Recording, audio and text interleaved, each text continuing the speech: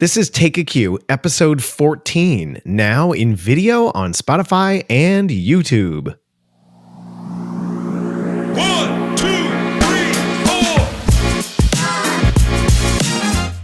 4. Welcome to Take a Cue. I'm Erik Donough, 8th grade band and jazz band director. And I'm Jen Wise, 4th and 5th grade instrumental music teacher. We're two veteran educators with over 35 years of experience teaching music in New Jersey public schools between the two of us, and we're excited to bring teaching experiences and insights to you. So excited! Whether you're just starting out in your teaching career or you've been teaching longer than we have, this show will help you grow with new ideas and perspectives about music education and teaching. We hope you'll be just as inspired as we are every time you listen. Before we begin, if you enjoy our podcast, please help us out by doing a few super easy things. First, subscribe on your favorite podcast app. Definitely easy. Then make sure you rate the podcast and leave a review. It helps people find our show who haven't yet, and we really appreciate it. If you find that you get a lot out of our episodes, we'd be grateful if you considered becoming a monthly supporter to help us grow the podcast. You can sign up to make a secure monthly payment using the link in our show notes or on our Anchor site, anchor.fm/takeaq. That's all one word. Also, if you have questions or comments about anything you hear on the episode, come and interact with us on social media. We're Take a Cue Podcast on Facebook, Instagram, and Twitter. Hi, Erik. Hi, Jen. Good to see you. It's good to see you, too. Thank you. I just got finished listening to our last episode 13. Yes, Freestyle about Friday. All the cool stuff that happened in our last month. How's everything with you? It's good. I had that observation we were talking about last month with How'd that go? It went pretty well. I think I haven't had my post observation yet, so I don't officially know what went wrong. but it was a 4th grade trumpet lesson, and they came and they played and they were enthusiastic, and the lesson was about performance. Today we are learning to be performers. So we put like all the finishing touches, cherry on top kind of elements into our performance. And by the time this airs, my winter concert will be out there. But that was that was kind of the goal of that lesson, was to learn how to bow, learn how to bring our instruments up together and down, and start and stop together, and count each other off, and all those things all in one crazy lesson. So I think it went well. Yeah. Awesome. Well, congrats. Thanks. Thank you. Congrats. Yeah, up in the 8th grade band land, we did some sight reading this week on some new tunes. Oh, good. Brendan's student teacher came in and is going to be conducting one of our pieces. Oh, nice. He wasn't sure he wanted to do it, but we told him he should do it anyway. Will he be with you? Because he doesn't know the kids. Yeah, right. Will he be with you all the way to the concert, or? He will. Nice. Very nice. So he'll be conducting a piece with Brendan's band, and he's doing lessons with Brendan's kids. Okay. He is going to be conducting one of Brendan's jazz band charts, and he'll be conducting one of the pieces from my band, the Britain Chambers March of the Freedom Fighters. We like that. So I was thinking it would kind of be cool to have maybe an episode in the future about how do you start a new tune? Like, what do you do in your rehearsal? I'd like to find out how you start new music. Yeah, and, totally. We could discuss. I'm interested. Yeah. That'd be a good one. His student teacher and I had a nice discussion after he stepped in front of the band for the first time about like how do you start pieces that you've never played before? Well, how do I do it? How do you do it? All that stuff. It was pretty good. Oh, that's great. Yeah. I'd like to hear a couple different perspectives on that. That's cool. Yeah. Yeah. But that's for another show. That's for another show. Because tonight we're here to talk about the upcoming NJMEA Conference.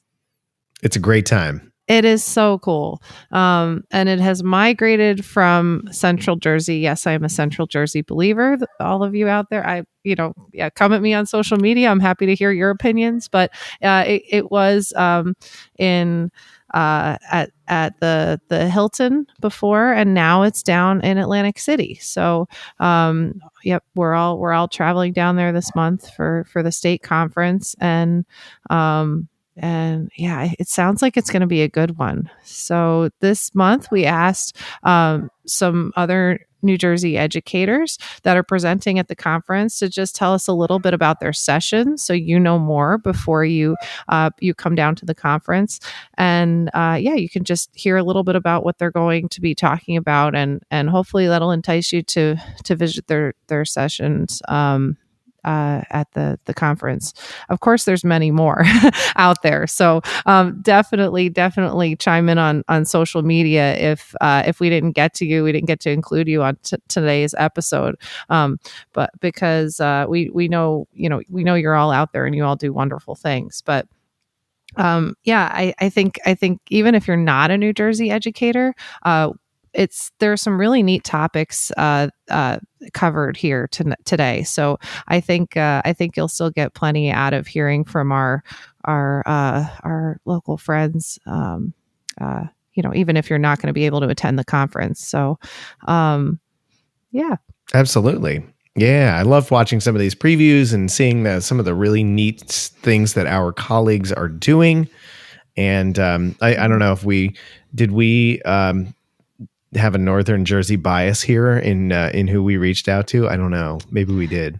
Maybe we did, but we have a few, That's okay. University people too. University people, I feel like, are a little more universal. So yeah, sure. I think, I do think we found some good people. So, All right. So Jen, who are we going to hear from first tonight? Tonight we're going to hear first from, guys, I have my tempo issue here because I wanted to make sure I got everybody's session name right. So today we're going to hear from a longtime friend and actually a high school classmate of mine, Krysta Mirsik. She's presenting 2 sessions at the conference this year. The first is called A Special Education Primer, Everything You Should Have Learned in Undergrad. And the second is called Sensory Safety for Students, Predictable Routines in Instrumental Music. So let's hear from Krysta about her sessions.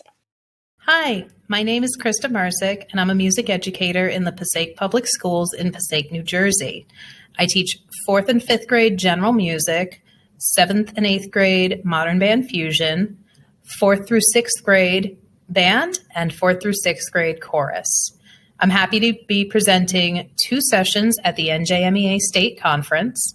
The first session is on Friday, February 24th at 8 in the morning, so feel free to bring your coffee. I know I will. The session's entitled A Special Education Primer for the Music Educator, Everything You Should Have Learned in Undergrad. Please don't let the title fool you. This session is open to anyone, collegiate, recent grads, teachers who have been in service for many years. We're going to be addressing lots of topics, including how disability is not a dirty word. We'll be discussing person-first and identity-first language and how that affects your classroom, special education laws that you need to know, how students become eligible for special education services, and where you can find the modifications that you always keep hearing about from other teachers. We'll also discuss how, if a student is eligible for special education services, what educational disabilities they might have. That being said, we'll also discuss how those educational disabilities might present. Now, that would be a generalization because, as we know, all of our students are different, though there will be some commonalities in how these educational disabilities present. The meat and potatoes of the presentation is how can you adapt your curriculum and instruction? So we'll be going over adaptations, modifications, and accommodations. Oh my. This is where we're going to share tips, tricks, and all of the things that work and don't work for our students. We'll also discuss what is differentiated instruction, and don't panic, you're probably already doing it. And if we have time, we'll also get into how to work with gifted and twice exceptional students, and we'll have some time for question and discussion at the end. My second session is entitled Sensory Safety for Students, Predictable Routines in Instrumental Music. And that session is on Saturday, February 25th at 9 in the morning. Bring your coffee to that one as well. I'll be discussing what is meant by the term sensory safety and discussing what are some sensory challenges that students might have. Might be physical, tactile, visual, auditory, kinesthetic, or a combination of those.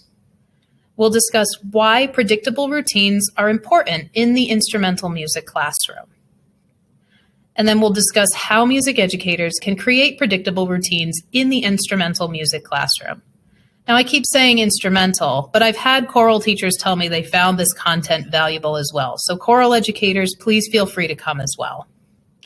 We'll discuss how you can plan your physical space with sensory comfort in mind, whether you're in a classroom or traveling or just carrying a bag from space to space. We'll also discuss creating a structured learning environment, implementing a system of peer buddies, and adapting your instruction into manageable pieces. Now, these are all hallmarks of good teaching. We're just going to talk about how you can level it up to the next stage for your students. We'll also discuss executive dysfunction, task analysis, guided practice, and discuss personal experiences with creating predictable routines in instrumental music. I have a couple of examples that I'm going to share with you, and feel free to bring your own examples as well. And we'll be happy to brainstorm with you about how things can better serve your students. If you have any questions or you'd like to discuss things further, my email address is kmirsik@berkeley.edu, and I'd love to hear from you soon. Can't wait to see you in February, and enjoy the conference. All right. For our next preview that we're going to have, we're going to hear from Dr. Brian Timmons and Danielle Wheeler. And the session that they're presenting is entitled From Practicum to Podium, Mentoring the Novice Conductor. Let's take a listen. Hi, everyone. I'm Brian Timmons. And I'm Danielle Wheeler. We're both band directors at Bergenfield High School. Thank you to Erik and Jen for inviting us to speak with you today regarding our upcoming session at NJMEA on Thursday, February 23rd at 2:15 p.m. The title of our session is From Practicum to Podium, Mentoring the Novice Conductor. Between the spring of 2021 and this past spring semester, we consecutively hosted 3 pre-service teachers during one of the most challenging times in the history of music education. Through those experiences, we've compiled some successful mentoring practices for the clinical educator and pre-service teacher to use to develop podium-based ensemble leadership skills during the student teaching semester. Over the past 2 years, I completed a mixed methods research study on conductor preparation and mentoring, where I investigated what podium-based ensemble leadership skills were most and least prepared during undergraduate coursework. I also interviewed experienced clinical educators to determine best practices used during the student teaching semester. During our clinic session, we will explore the results of this research and how this affects the process of mentoring and conductor skill development. Whether you're interested in hosting a pre-service teacher in the future or already have experience as a cooperating teacher, we hope you'll find some valuable information in our clinic. We especially invite current pre-service teachers in attendance at the conference, ideally along with their clinical educator partner, to attend our session. One unique aspect of this clinic will be using the Bergenfield High School Honors Wind Ensemble as the demonstration ensemble, and clinic attendees will have time on the podium.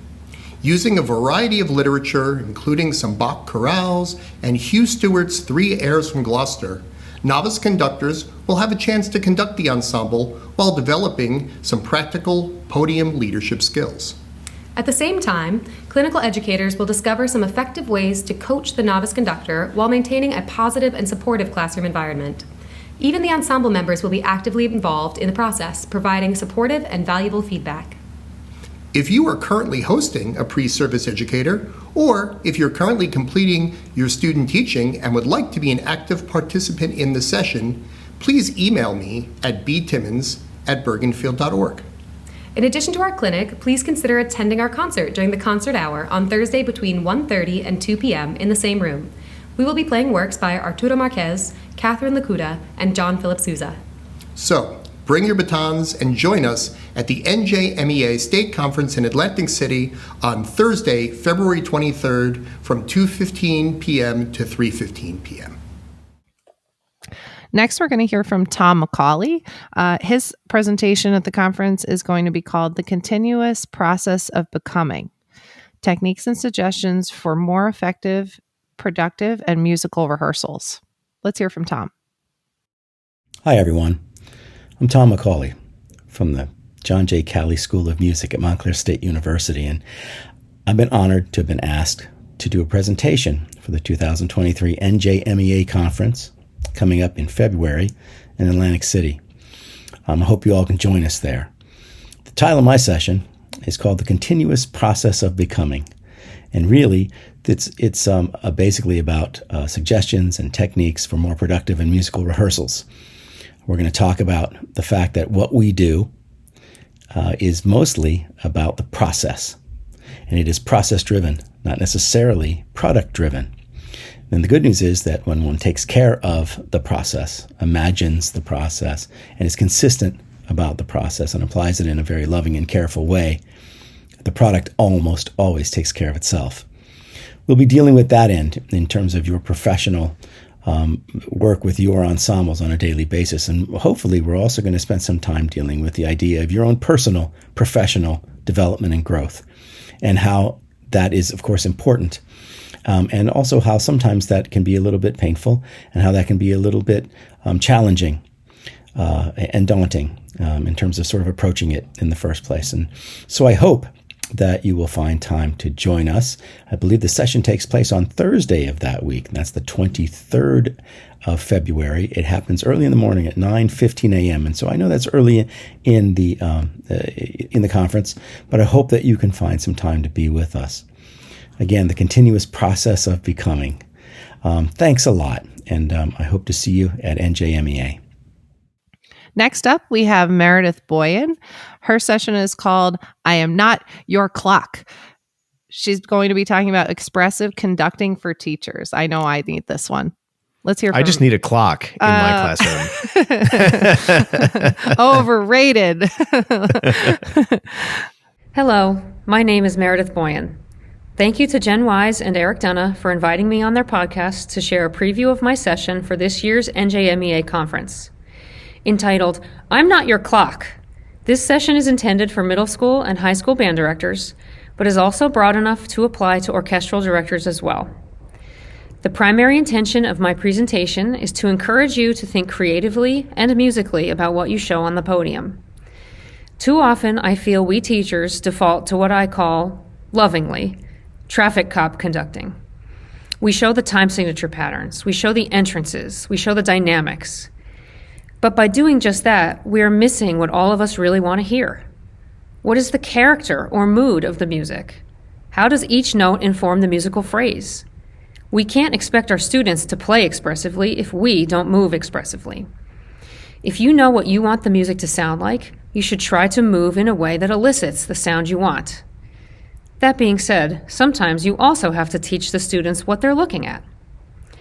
During this session, I will share ideas on how we can elevate our gestures in a way that our students can understand. I have some practical examples that I filmed with my own students that will demonstrate how to sensitize them to your gestures and what types of exercises you can use to practice your own musical creativity.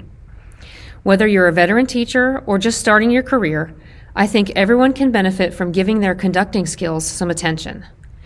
I know I am more invigorated and inspired when I hear my students play something really musically. If we as the conductors can be the catalyst for those moments, it is a much more rewarding experience for everyone.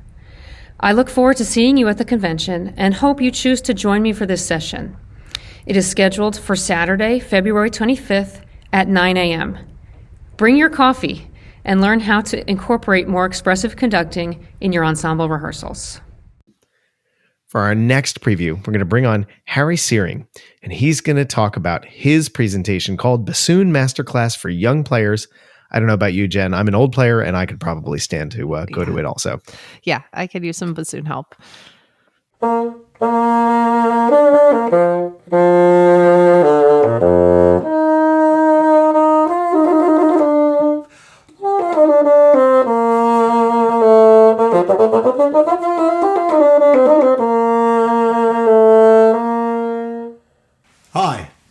I'm Harry Searing, bassoon professor for the College School of Music at Montclair State University.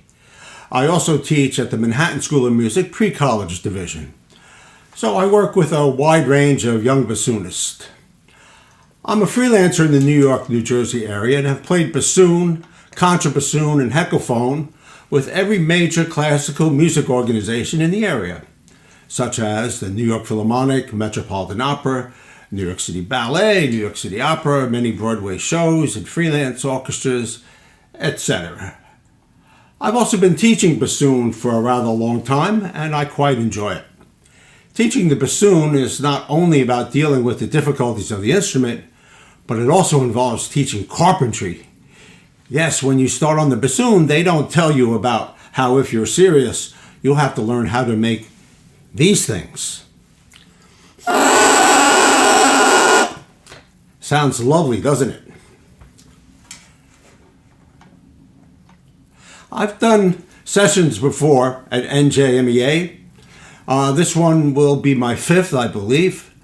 My first one was aimed at band and orchestra directors looking to add bassoonists to their ensembles, covering hopefully all aspects of what they need to consider when starting a student on the bassoon. Reeds, instruments, new clefs, how to hold the instrument, breathing, crazy fingerings, method books, repertoire, equipment, you name it. I've done that session several times to receptive audiences. The other session I've presented was much more specialized.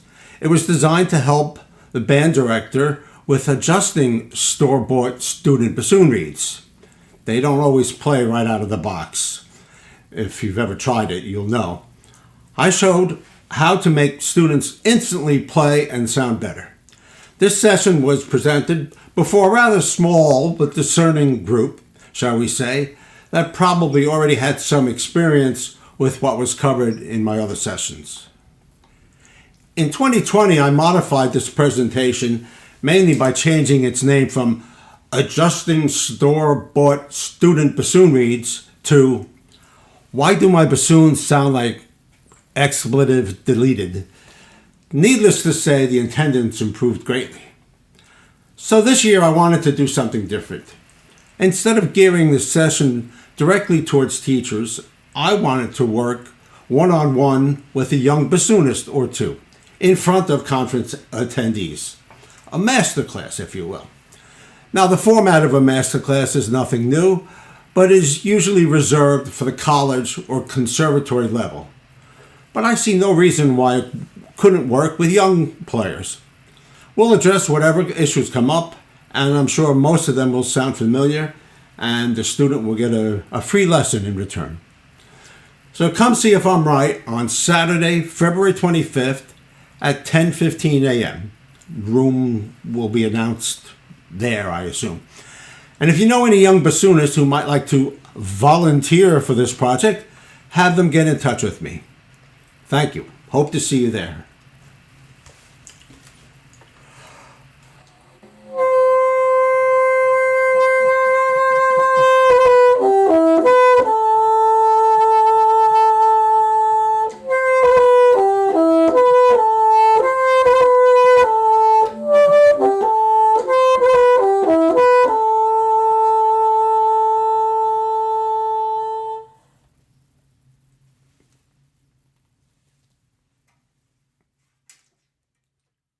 For some of our teachers who are just graduating college or maybe just coming out into the profession or maybe looking for a change of positions, the one that Jonathan Harris has called Passing the Audition, Strategies for Applying and Interviewing for Teaching Positions in Music is going to be great. He's the supervisor of music up in Northern Valley, and that one's definitely great to check out for maybe some of our younger listeners.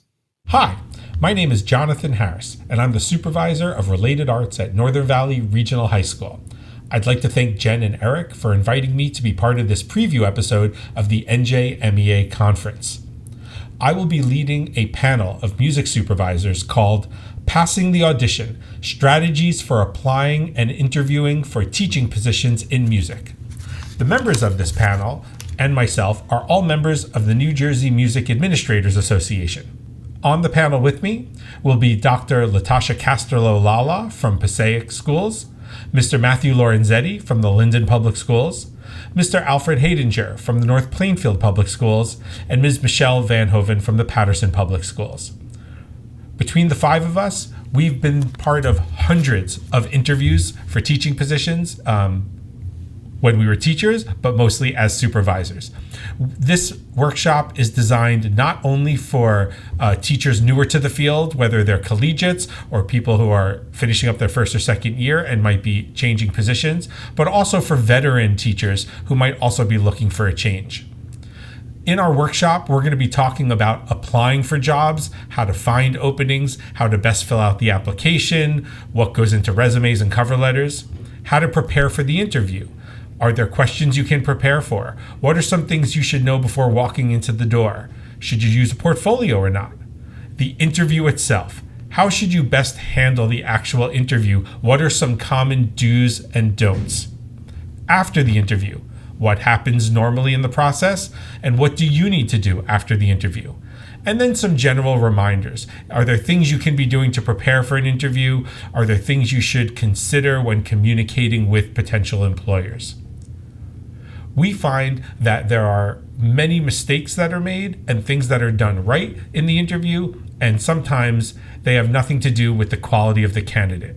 When we interview, we want to get to know the candidate as the best version of themselves. So we feel that passing along this knowledge will help match up candidates with positions that are a good fit not only for them, but for the community as well. We look forward to seeing you at our workshop. And again, we open it up for a Q&A session as well. So we'll be happy to have one-on-one conversations.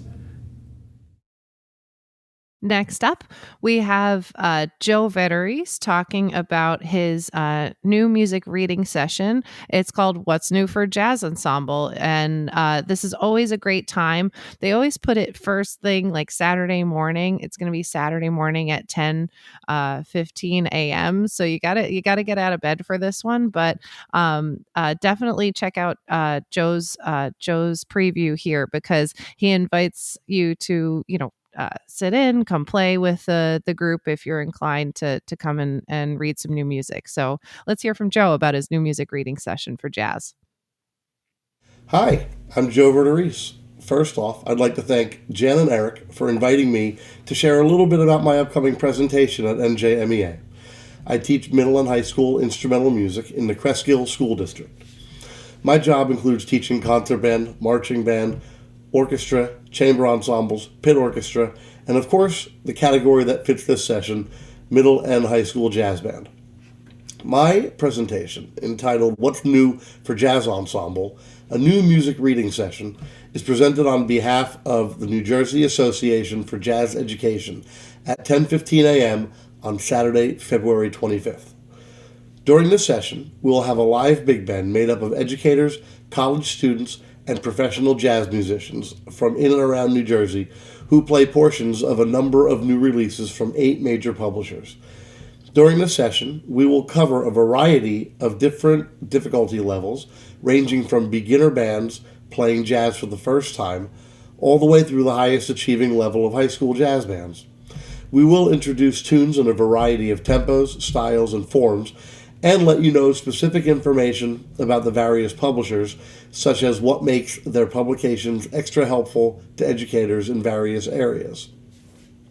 With 65 tunes in the book this year, we certainly won't get to play them all during this 1-hour session, but you will also receive a hard copy of the list of tunes I selected this year from our sponsoring publishers, including information such as tempo, style, publisher, range for trombones and trumpets, which instrument has the solos, difficulty level, available improvisational materials, and more. Basically, I've tried to do the research for you and present you with dozens of great new releases from the past year. And the digital version of this document will also have clickable links to the recordings and directly to the publisher's websites for each tune, as well as tabs to our list of new releases from past years. This list will be available at njaje.org. I would like to thank our sponsoring publishers for supporting the NJAJE Reading Band year after year by providing all of the charts for us. This year's publishers include Excelsior, which also includes Kendor now, Hal Leonard, Sierra Music, C.L. Barnhouse, Jalen Jazz, E. Jazz Lines, Neil A. Chose Music Company, and Alfred Bellwin. If you are interested in playing in the reading band, please reach out to me at jverderese.njaje@gmail.com. We are always looking to fill seats in the reading band. If you enjoy the session, please consider coming to the NJAJE Conference next November, which is usually held at NJPAC in Newark, New Jersey. This is where we will unveil the new releases for the 23-24 school year. Thank you so much for watching and listening, and I hope to see you on Saturday morning, February 25th at 10:15 for What's New for Jazz Ensemble. Wow, we have some really, really great things to look forward to at the conference this year, don't you think? Absolutely. I'm so impressed with our colleagues and not only with their teaching, but also with their mentoring and teaching of teachers at the conference. Absolutely. It's going to be great. Yeah. And thank you to all of you who contributed today and shared something with us to put as part of our show, because we really appreciate your, input and sharing your session with us. So Jen, I haven't been to Atlantic City all that much, but I know you are well-versed in the Jersey Shore. Any suggestions as places to visit, places to eat? What do you love to do down there? Oh my goodness. I do love the shore. I'm not like a huge Atlantic City person, but I gotta say it is great to be down there with colleagues. So if you're going to the concert, just be prepared for okay, if you're going to leave your car at the concert at the Hilton, are you going to Uber with friends to get dinner after? Are you going to, how are you going to get around? And there's plenty of transportation, plenty of Uber and Lyft and all that around. It is a little pricey, even just to get across town from the convention to Caesars on the boardwalk or something. But there's plenty of transportation. You got to think it through ahead of time. There's a ton of accommodations, but a good lunch spot right across from the convention hall is Tun Tavern. They have a nice lunch and some adult beverages. That's kind of fun. Watch out for a happy hour from your local North Jersey, Central Jersey Music Educators Association, because that's always a nice place to meet people that are local to you. And yeah, go to the concert. Go to the concert on Friday night, because that's always just so good and so invigorating. And try and catch the keynote speaker if you can, because that always just sets me off on a great track to be motivated to learn something new at the convention. Yeah, and to see all those kids who, we know all started in their third, fourth grade chorus, fourth grade band and orchestra, and have made the music that you get to hear at the concert. It is amazing. And to think that some of them have only been performing on their instrument or in the chorus maybe for 5 or 6 years. I mean, it's really amazing. So that's definitely good for the heart. Yeah, absolutely. So I'm really looking forward to this month, and I think it's going to be a really great year for NJMEA. It should be great. Yeah. If any of our listeners are from out of state or maybe even in state and you can't make the conference, I'm sure if you reached out to any of the previews that you heard today on our show and just asked if maybe they had some notes they might be able to pass along to you, I can't imagine any of them saying no. So I will put their names in our show notes and you're welcome to reach out to them. I can't say for sure that they would pass that information along, but they're all great people. And I really couldn't imagine that they wouldn't send you some notes or an outline or something. So feel free to reach out to those folks. Definitely. Anything else for today, Jen? No, I think that's it. Yeah. Fantastic. Well, folks, if you enjoyed listening to this, as always, please subscribe if you haven't already, and make sure you rate and review us. You can do that on Spotify and Apple Podcasts. Make sure you do that. Yeah, spread the word. Tell other friends about us, other educators, Yeah, share what you've learned with us on the pod. Follow us on Facebook, Instagram, Twitter. We're out there, and connect with us. We love hearing from you on social media, commenting on what we're talking about. Sure do. And if you really like it and you want to help us out, consider becoming a monthly supporter. The link's in the show notes. You can make a secure monthly payment, and it goes right back into the podcast. We have some really great things coming up, and we'd love to be able to put that to good use right here on Take a Cue. Definitely. And if you have ideas for future shows, ideas for topics we should get into, please, again, reach out on social media, share it with us. We're always looking for new ideas and your input. So, Jen, this was a really fun idea. Thank you so much for coming up with this. It was great to see our colleagues and hear all about their upcoming work at the convention. So thanks so much for this great episode. Hey, thanks. I'm glad we ran with it. And thank you again to our colleagues for contributing tonight. So, Erik, let's get out there and make great music.